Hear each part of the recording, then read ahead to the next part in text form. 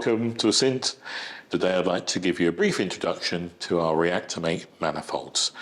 Here's one in my hand here. They come in pairs.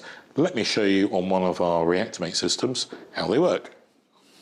What they allow you to do, you would connect your circulator directly to the rear of these manifolds, and then from that we're then connecting with a short piece of tubing to the reactor vessel. It allows you to very quickly change reactor vessels if required, which is a popular option on our ReactoMate datum, but also available on our Atom systems. On the bottom manifold, we have a drain valve. This allows you, before removing and swapping your reactor vessel, to be able to drain the contents.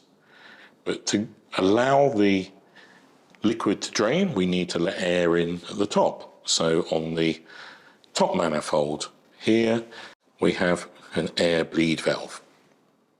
So once you've drained the contents, it's a very easy job to swap the vessels over.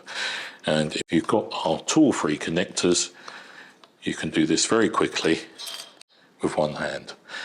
We also have mounting points on the reactor to hold the tubing, so stop any residual fluids, silicone oil, whatever you're using in the vessel and the circulator from dropping out.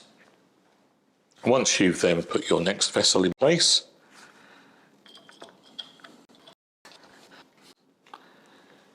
making sure you've shut the valves, you can use the oil that was drained to then refill the circulator system and reprime the jacket of the reactor vessel.